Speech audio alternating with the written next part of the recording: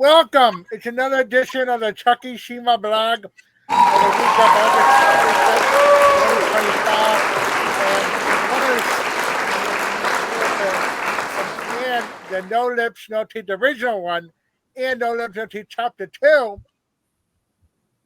One another, Vinny Bucci. How you doing, Mr. Vinny Bucci? Hey, what's up, Chuckie? It's funny because in the movie, I call you up. And it's like you don't want to speak to me in the movie at first, But that's only acting, It's but in real life, you don't want to speak to Derek. Yeah, in real life, you're actually more I can tolerate you a lot better. I mean, you don't believe how many times Derek brings me, and I'm trying to get my rest by the Chuckie Seymore vlog, and Derek keeps on like, knock, knock, Chuckie, we got to do a vlog. Yeah, it's actually funny you bring that up. Right now, currently, at the time we're sitting here talking, these videos have not come out yet. I've been in the process of editing these reviews we did of the show Dark Side of the 2000s. Who did that? Not me. And I had Derek as a guest on. Originally, he was supposed to be on 2 episodes. But he insisted on adding 2 more. No. All I can say is, Jesus Christ, the editing on this thing. I'm telling you. It's like, did you know Derek was thinking about running for president and me the vice president? Yeah, I think so. I think last time he ran, he wanted Dylan to be the vice president. I think Dylan was his running mate the last go around. Imagine if I become a vice president. I think people want me as a president. President Seymore, what do you think? Yeah. I mean, definitely. I can see you going up against Trump and Harris, and I also see you going up against JD and the guy they're apparently calling Tampon Tim. I don't know how he got that nickname. I'm not sure. I don't know. Yep. I'm sorry? I said, I don't know how he got that nickname, and I'm not sure I want to know. No, but the thing is, here's the thing.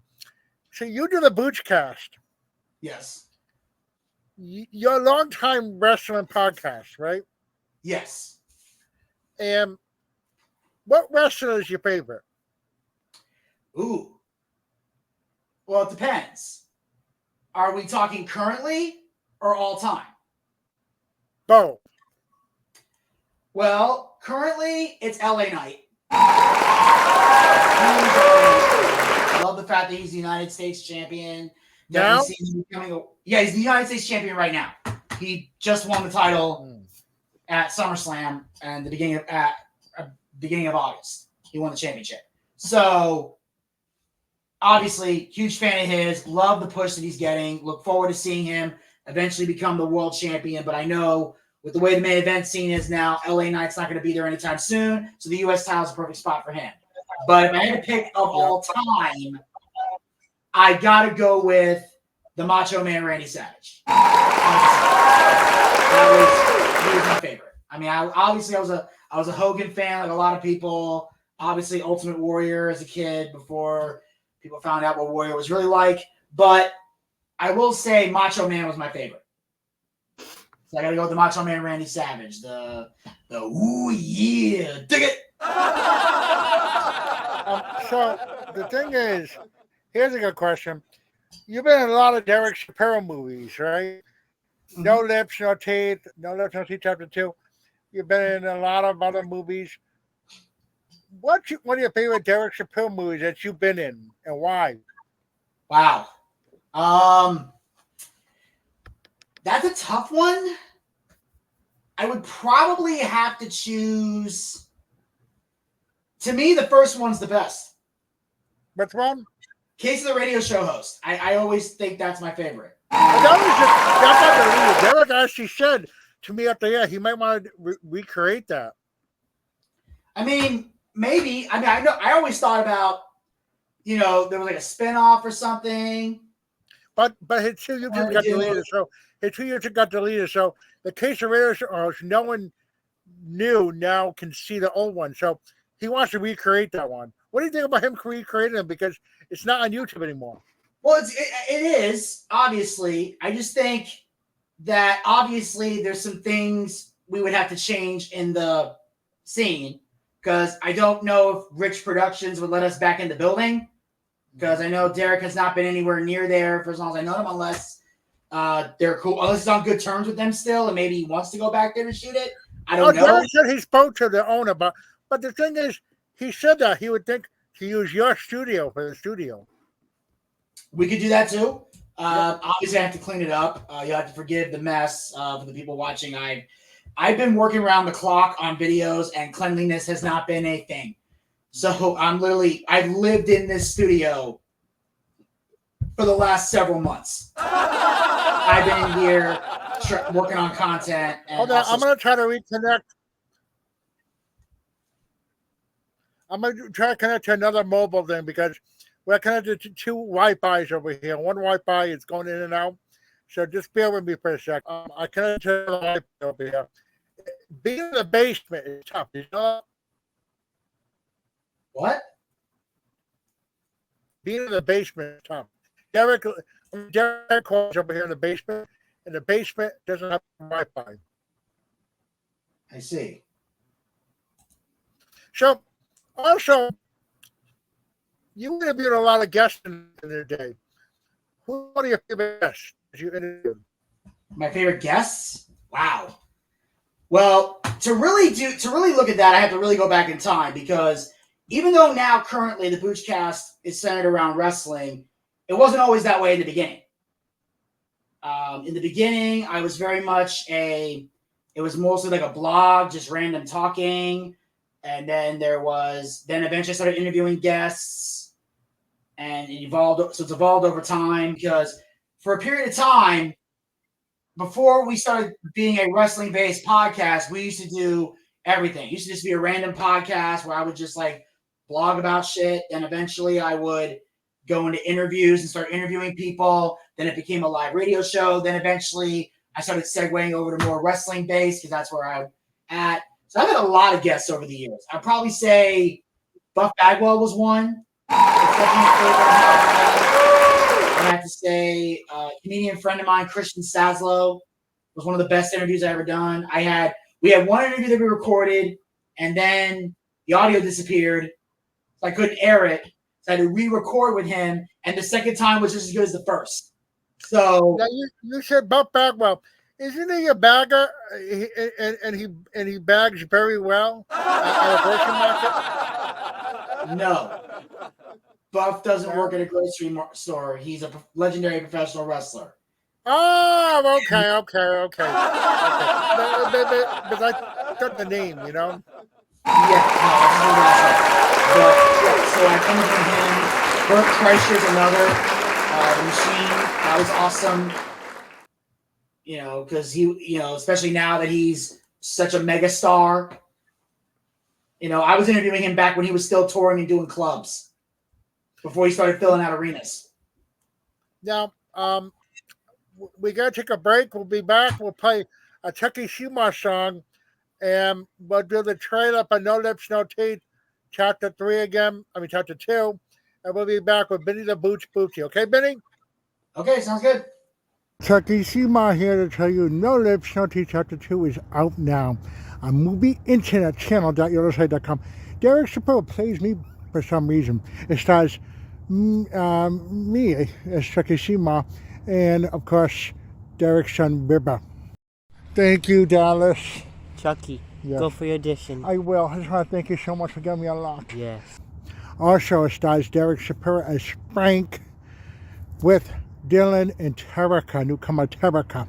Hey, Rico, what's going on? What's going on? Hey! Guess what I did today? What? I locked up Chuckie Seymore in the apartment basement. Also, it stars Vinny the Booch Bucci. Yes. Hello!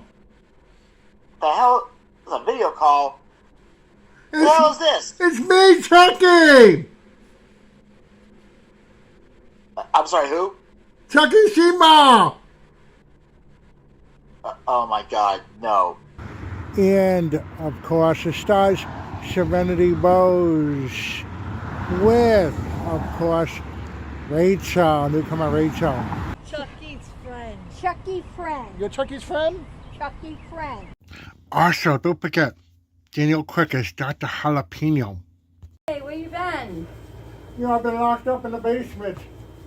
Basement? For Yes. what reason? Also, it guest stars the Naked Cowboy. Found him. I found him.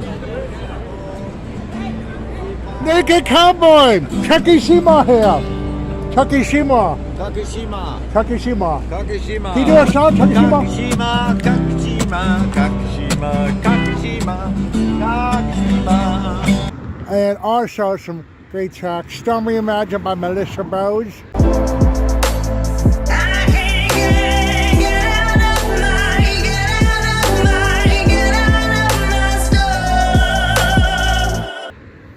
Me and Walter, yes, we sing Get Down on It, Get Down on It. But we're not cool. I'm cool. I'm Chuckie Seymore. Hey, And what you gonna do? you want to get down? Tell me. What you gonna do? You want to get down? Also, me and Walter, we sing Come and Get Your Love. Come and get your love. Come in. Come and get your Chuckie love. Seymore love. And also, Derek Shapiro and Walter, they sing Material Dude. We are living in a material world, and I'm a material dude. No Lips, No Teeth, Chapter 2, out now on movieinterchannel.yourlifesite.com. Chuckie Seymore What? from No Lips, No Teeth. Chapter 2. Get down on it. Cool in the game. But we're not cool. I'm cool. I'm Chuckie Seymore. Hey, And what what you gonna do? you want to get down? Tell me. What you gonna do? You want to get down? What you want to do? You want to get down? What you gonna do? You want to get down? Tell me. Get down on it. Get down on it. Get down on it. Get down on it. Come on down. Get down on it. Get down on it. Get down on it. Get down on it. How you gonna do it if you really don't want to dance? By standing on the wall. Get your back up off the wall. Tell me. How you gonna do it if you really don't want to dance? By standing on the wall. Get your back up off the wall. Here's all the people saying. Get down on it. Come on now. Get down on it. If you really want it, Get down on it. you gotta feel it. Get down on it. Get down on it. Get down on it. Come on now. Get down on it. Baby, get on it. Get down on it. I say people. What you gonna do? You gotta get on the groove. Oh yeah, get on the group. If you want your body to move, tell me, baby. How you gonna do it if you don't really want to dance? By standing on the wall. Get your back up off the wall. Tell me, How you gonna do it? If you really don't take a chance. by standing on the wall. Get your back up off the wall. If I heard all the people saying, Get down on it. get down on it, Walter, get down on Get it, down on it. get down on it, get down on it, get down on it, get down on it. When you're dancing, get down on it. Get down on it. Come on now, Down on it. baby, Get down on it. get on it. Get down on it. Sha-na-na-na-na-na-na. And what you gonna do? Do You wanna get down? Or What you gonna do? Get your back up off the wall. Dance. Come on. Get your back up off the Come on. Get down on it. If you really want it, get down on it. You gotta feel it. Get down on it. Get down on it. Get down on it. Come on now. Down on it. Get down on it. Get down on it. Come on, you're dancing. Get down on it. Get down on it with Chuckie and Walter. Right, Walter? Get down on it. Oh, yeah. Get down on it. You move me. Baby, when you move. Get down on it. Oh, Get down on it. get down. Down on it. Get down on it. Oh, get down. With Chuckie and Walter. from No Lips, No Teeth, Part 2. Oh, yeah, get down on it. Get down on it. Get down. Get down on it. Get down on it. From Cool in the Gang. Oh, Chuckie Seymore and Walter. yes, No Lips, No Teeth. Chapter 2. We're back here. Chuckie Seymore blog. The first topic is technical difference here a little bit, but just bear with us. It's the internet here. So, Booch, Vinny Bucci, you're a stand-up comedian. Yes. What stand-up comedians do you look up to? Like, do you look up to Derek Chappelle? Derek Chappelle says he's like one of the best comedians. He just performed in Vermont a few weeks ago, but he thinks he's one of the best. He wants to know. I can't believe Derek's asking this, but to me, he wants to know if you look up to him. No. Look, Okay.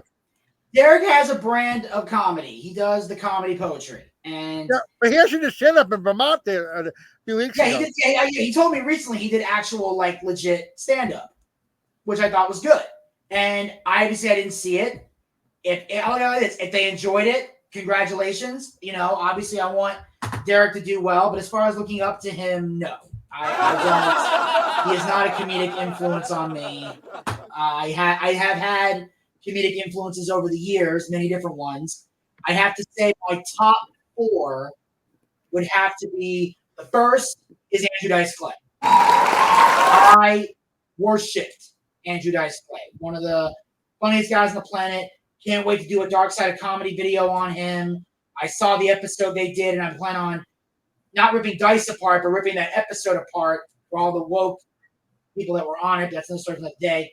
Now, if I might interrupt you for a second, Andrew Dice Clay, he plays the dominoes and dices, and he kind of played with Play-Doh a lot. No, what Dice did, his thing was his legendary thing was the Mother Goose poems. He had very much a vulgar, raunchy style of comedy, but it offended a lot of people. Like, he was branded as like, racist, sexist, anti-gay, kind of like, very much, before there was even a woke mob, there was people coming after him. Like, he was one of the first guys to really get hit with political correctness when it was in its infancy, before it became the woke shit we see today. But Dice was one of my favorites. I loved him. I love this. He came up with the Mother Goose poems. Like, he would say stuff like, Jack and Jill went up the hill, each with $1.25. Jill came down with $2.50. Things like that. Or Little Boy Blue, he needed the money. Like, things like that. He would make the Mother Goose poems like dirty, and he came up with like different ones, and it was amazing. And Dice just was hilarious. I loved his badass attitude. And I love the fact he was a comedian that didn't take shit, and that's what I liked. Because almost every other comedian I see is like feckless, dickless, spineless. They're all like, my wife is smart and I am dumb. If my comedians do that, I leave the room.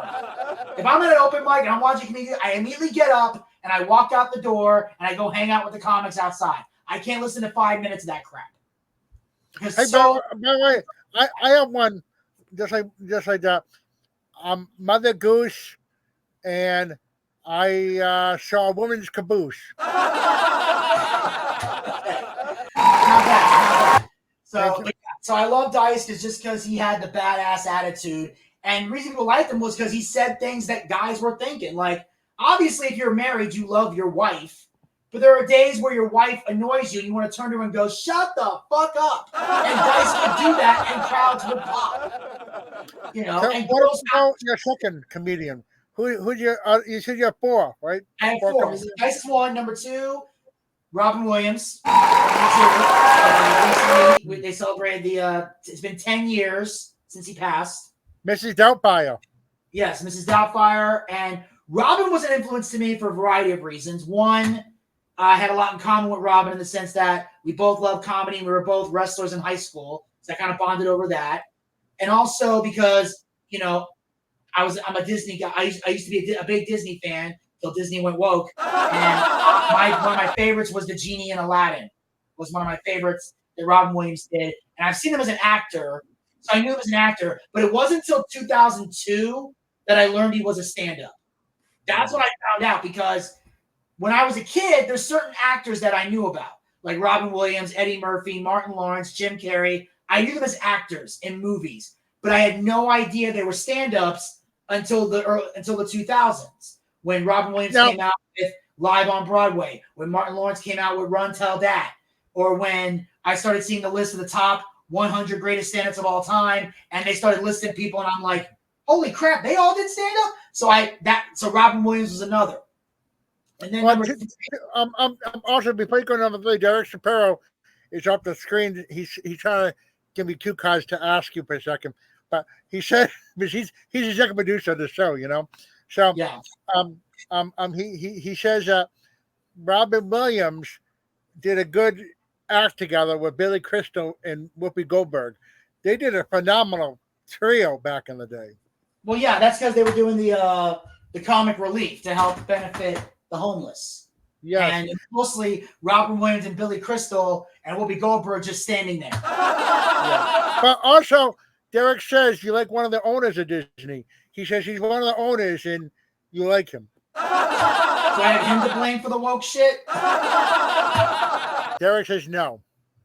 Okay, well, then he needs to, seriously, go to the next meeting, grab Kathleen Kennedy by the neck and say, stop killing the brand. Okay, so I'm not Raisin Brand, right?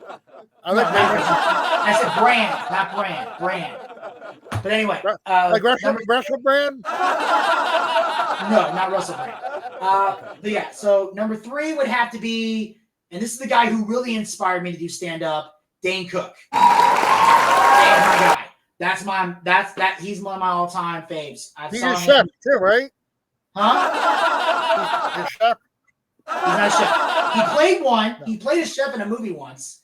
There's a movie called Waiting, and he's one of the chefs in the movie. It has like Ryan Reynolds and Justin Long, and Dane's one of the chefs in the kitchen. And like when he's introducing everybody, like Ryan Reynolds has the trainee that he's introducing everyone, and Dane comes out with this with spatula because he's making the food back there, and he goes, "Welcome to the Thunderdome, bitch!" And it's one of the funniest scenes in the movie. So Dane was my guy, and especially since he was the guy that laid the foundation for everything you see in comedy today. Like basically any comedian that uses social media to promote themselves is working off the blueprint that Dane set, because he was the one that utilized the power of MySpace back when MySpace was a thing to grow his fan base. And also, I liked Dane because he was the only comic I was seeing in that modern era that was everywhere. Because there's some comics I saw on TV and then you didn't see him anywhere else. Because he usually got one TV credit and that was all they did. Dane was everywhere. Like, he blew up. He ended up going to clubs, arenas, theaters, movies, sold out MSG. Like, Dane went to the top. And Dane was a guy that made me see that being successful in comedy was possible in the 2000s. Like, this is something realistic you can do. Because a lot of comics for a period of time weren't. So Dane was that guy. And then number four, the last one is Jeff Foxworthy. Just because his material was great, the stuff, and he taught me that the best stuff to write is real stuff, true stories you can tell. That's how I became a storyteller. And also, I liked him because he was someone who actually went to college, graduated, worked at IBM, and then later quit his job to be a comic. So it showed like you can go that route. Derek Chappelle also said off the now he keeps giving notes. What about that comedian who died, and he was raunchy a little bit, but he was so good, and he had a PBS show. Derek saw him before. What? Yeah, he had a long hair. He had a bit of mustache. He swore a lot. I can't think of his name. Derek can't think of his name, but he was so good back in the day. Derek saw him. He said. Wait. He had a PBS show. Mm-hmm.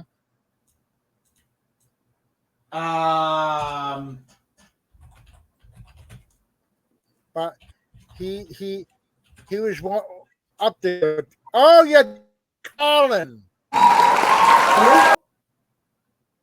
George Carlin. Okay, that lost me. I for some reason I was thinking Carlin, but then I thought, what the hell was Carlin doing on PBS? Yeah, he had a kid show too. But what is it about He Carlin? was Mr. Conductor. He was brilliant, wasn't he?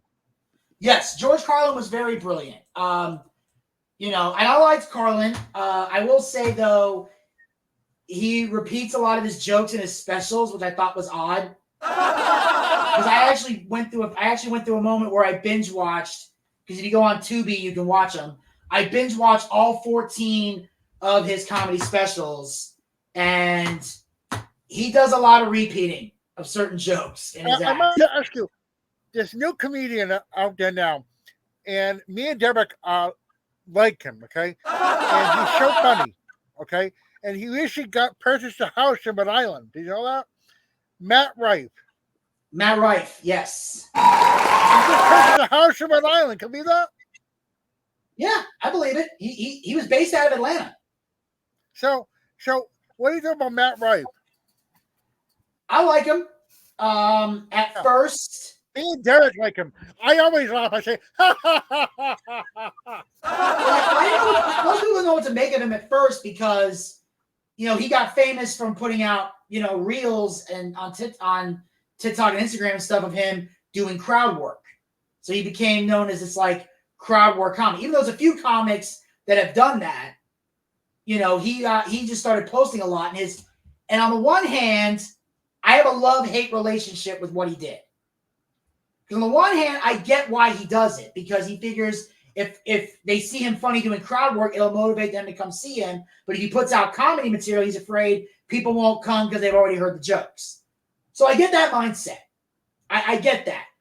The only thing I have a problem with when it comes to what Matt Rife has done is the fact that because he's so big on crowd work and because it's influenced other comedians, past and present, to also put out crowd work reels, I'm worried that it's going to create this environment where people think they're allowed to heckle now. And that is something in comedy that I am 1,000% against. Yes! I do not like hecklers. I find them to be the scum of the earth. Yes! It's like, I think if he invites it, I think you got to be upfront before you do your own set. He likes hecklers more. You don't, so you got to be upfront with your crowd. Well, yeah. Well, the thing is that if he's encouraging it, that's one thing. Yeah. If he's sending it out, that's different. I'm just saying I don't want people to see those videos. Here's the thing. Usually when he puts those videos out, it's in the middle of the conversation. We didn't see how that conversation started. Did Matt start talking to the crowd? Or did somebody heckle him and he responded and they clipped it up so you can just see the burn? Because that's what I'm the type of person where if I'm in the crowd, if I'm a comedian and you're in the audience, and I point to you and I start talking to you and I ask you questions, you are welcome to answer, unless it's a rhetorical question, in which case I don't need your answer. But if I'm in the middle of doing my jokes, I'm doing my thing, and you start talking, that's not cool. Yeah. And that's what I'm worried about, because here's the thing I've learned, and I've learned this from 13 years of working in retail. There's a lot of stupid people in the world. A lot of stupid people. Lots. Like, too many to even name. And that's the thing I'm worried about is, are people going to know the difference between a comedian doing crowd work and someone who's heckling and being disrespectful? Yes! That's my only negative with what Matt Rife has done. But as far as him as a comic, he's hilarious. And I saw he had a special come out on Netflix, and I waited till that Netflix special before I passed any judgment on him. I'm like, look, these videos are great. They're entertaining. But until I can see the jokes, I'm not going to gauge whether or not he's funny. Also, there's a difference between being funny in conversation and being funny on a stage. They're two. It's not the same thing. I'm not saying crowd work is easy. It's not. I've tried crowd work before. I'm not as good at it as Matt Rife is. That is not a gift that I have. I've tried it. It's not my thing.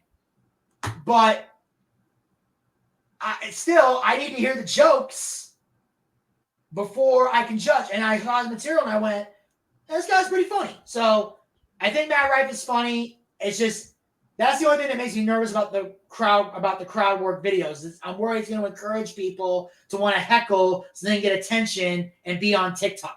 Yes! And when I come to a comedy show, I'm not there to make TikTok videos. I'm there to make people laugh.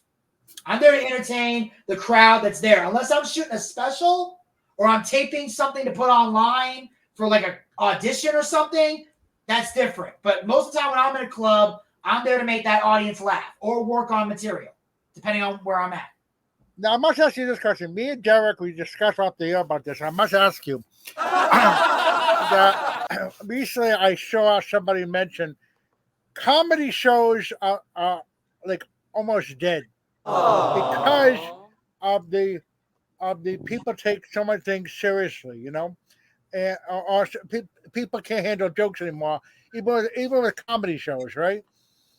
The thing is, and then Derek said to me, "Well, we're doing the Chuckie Seymore blog. That's funny, and you do the Booch cast. That's funny." And he says more people have to do what we're doing. Well, usually it's another avenue of being funny. It's something you can do, but it's a tough situation to be in because it depends on the type of material that you do. And also people not understanding the difference between someone making you laugh and someone being offensive. Like, for example, I'll use this as an example to best illustrate it. Back in the day, I had a co-host on my show. I can say his name, but you guys can't, but I'll say his name. It's Gator. Wait, but Derek can't say his name, but can Chuckie say his name? Let's not risk it. Just leave it to me. Okay? I don't want Chuckie, I don't want you getting dragged into court. But the thing is, when Gator and I were on the show, Gator would say things that offended people. I said things that offended people. But there was a difference. Gator would tell jokes specifically with the intent to offend and push buttons and be malicious. He was doing it just to offend. And that type of comedy doesn't always work, doesn't always fly, and it's not something that I do. So if you're going out there with the intent to offend somebody, that's one thing. That's you being a dick and causing problems. Me, if I offend people by being real and honest. And if I'm telling the truth and the truth offends you, that's your problem. That's it. If I'm on stage talking about something real, talking about something that happened, talking about something that is from the heart that I've experienced, and the words I use or the embellishment that I use offends you, I'm not apologizing. And for the most part, I don't have a lot of offensive material in my act. I really don't. I'm mostly a storyteller. And there's certain jokes that I can get away with because of terminology. Like when I do one of the popular jokes I have when I talk about, working as a cashier. And I worked in the garden center, and there was a plant called Wandering Jew, which is a real plant. And someone asked me, where can I find the Wandering Jews? I said, well, man, have you tried the desert? The reason that joke works is because Wandering Jew is a real plant. Yeah, I saw that. And meet the parents. Meet the parents. They had that in the movie. You know what I'm saying? If you go to a store, if you go to a Lowe's or a Home Depot, what's up? And you go there and you see a plant that's going to say Wandering Jew on it, that's a real plant.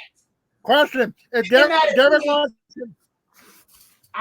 to know if he wanders around your neighborhood or your house, will he be a wandering Jew at your house? Well, he's wandering around my house. He's a creepy wandering Jew because I probably wasn't invited. But what's that middle finger up for? Here's your middle finger. But here's the thing. Yeah, I know. But here's the thing. The desert thing works because of the story of Moses leading the Jews out of Egypt. They wandered through the desert for 40 years. So that's why that joke works. Because it's based on a real story. I didn't make that up. Just think of it. I told the story based off of that. And then also, there's some new material I haven't even done yet. That's some of the most offensive shit I've done, but it's based on real events. Yep. I just haven't found the time to to really write down, go on stage and formulate. Because I know the first time I tell it, it's going to be offensive. But the goal is not to haven't told it yet? You got to work this shit out. You haven't told it yet? No, I haven't told it yet. I have notes for it. I just haven't told it yet. I have not told this joke yet. Derek says when you tell the joke, you should put Derek's picture up there. Don't know why, but okay. Because you're a friend of the Wandering Jew. Yes, but I'm talking about different material, not the Wandering Jew. The new material I'm working on. Some of the new material I've been working on is offensive in nature, but it's based on real shit. Also, one other thing.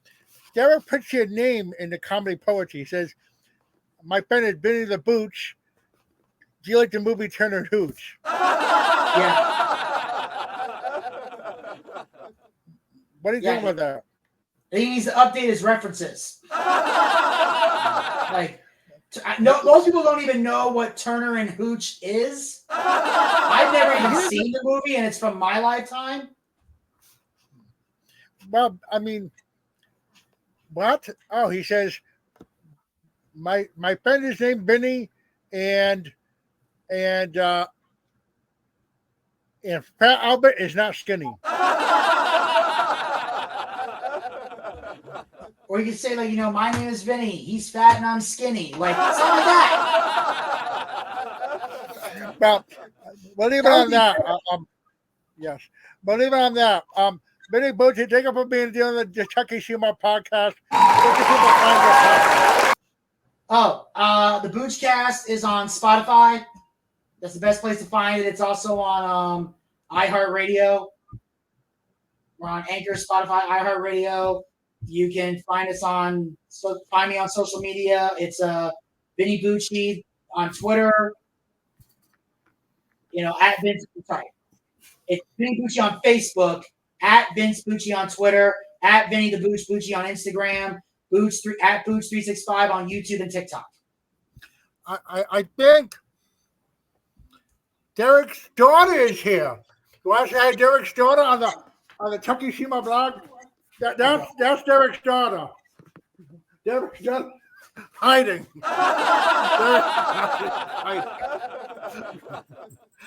Derek's daughter's pushing me. Okay, I better get down, Booch. You take it easy, okay? All right. Sorry, London. That was not my idea. That's Derek's daughter. Yeah. Well, your dad will leave me alone. I'm Chuckie. Okay. Take it easy. Bye-bye. See ya. Thank you, Chuckie Seymore blog.